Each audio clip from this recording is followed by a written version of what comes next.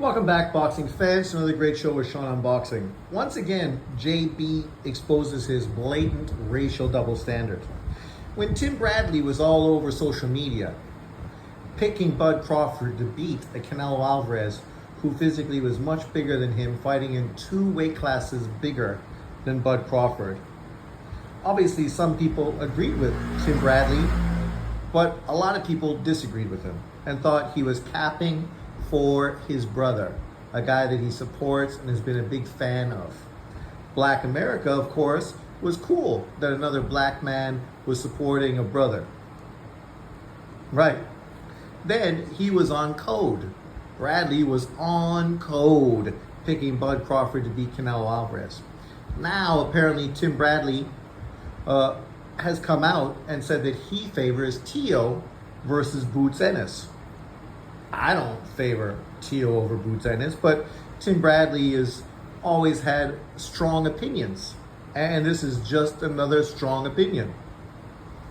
The only problem here, of course, now Tim Bradley is not staying on code, and that's got some brothers shaken because, some brothers want everything to be on code. You can't just be a boxing person that's giving your opinion on a matchup. You gotta stay on code, right? I just watched a woman on YouTube saying that brothers not supporting Angel Reese versus Caitlin Clark are not staying on code. But if you just want to be an honest basketball fan, you gotta favor Caitlin Clark over fucking Reese. It's just common sense.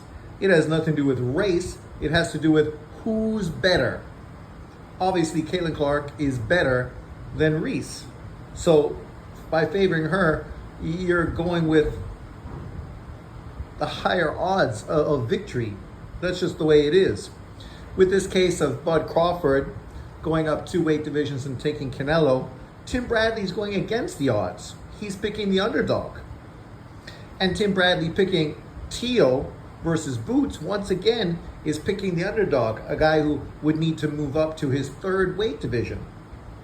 We know Tio's been super successful, obviously at 135 and 140. It's funny because I see some people not wanting to give him credit, even though the best victories he has at 135 and 140 are better than any of the brothers out there, right?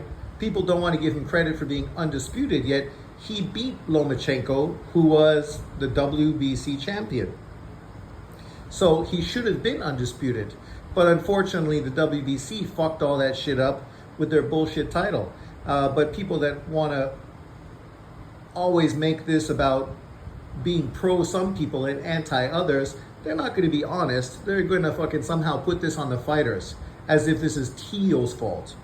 No, Tio was the IBF champion, fought Lomachenko, who is the WBC, WBA, and WBO champion. So that fight inevitably should have been and really was for undisputed.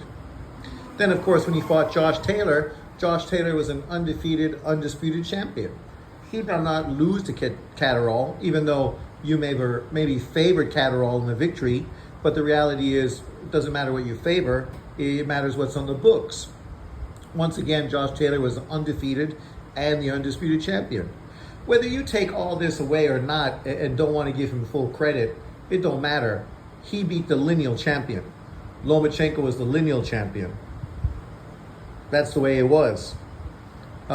Taylor was the lineal champion.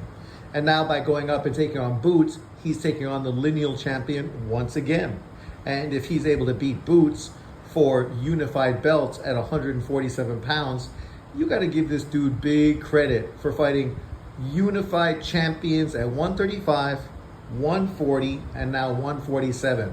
Right? And the reality is, if he does the unthinkable and wins this, it's going to be hard to put guys like Shakur, Tank Davis, or Devin Haney anywhere fucking close to him, all-time and historic, because those guys have not done what he's done.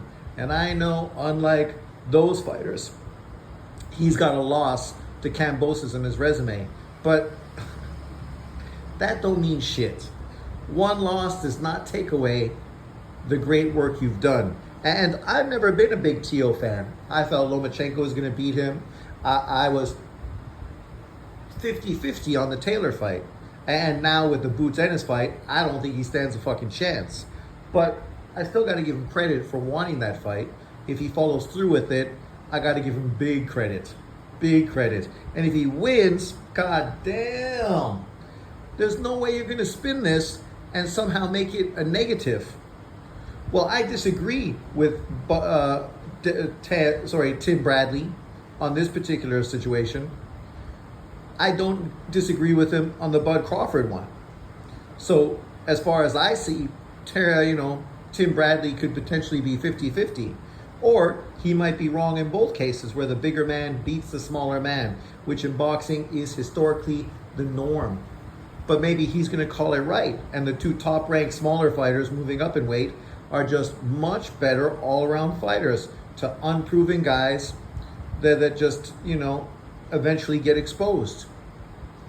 I don't think that applies to Canelo so much, but it did apply to Errol Spence. And with Boots right now, we know Boots looks good, but still when you look at what he's accomplished, it hasn't been that much. He hasn't beaten the best competition around. So there's still question marks about how good he truly is. Maybe we're overrating him. Maybe Tim Bradley sees something that we don't. The same way he sees something with Canelo Alvarez that some people don't. At the end of the day, you don't have to agree with pundits, and most of the time I disagree with guys all the time because I got my own opinions and I don't need to bend over to fucking buy into somebody else's opinion. But I just think it's funny that when Tim Bradley was pushing Bud Crawford to beat Canelo, guys didn't have this same attitude as they have now that he's pushing Tio to beat Boots Ennis. Right? Now he's selling out, pushing the race narrative, not supporting the brothers, not staying on code. But Tim Bradley's being consistent.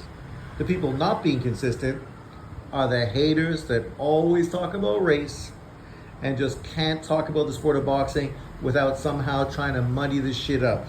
But let me know what you think in the comment section below. Thanks for watching. Peace out.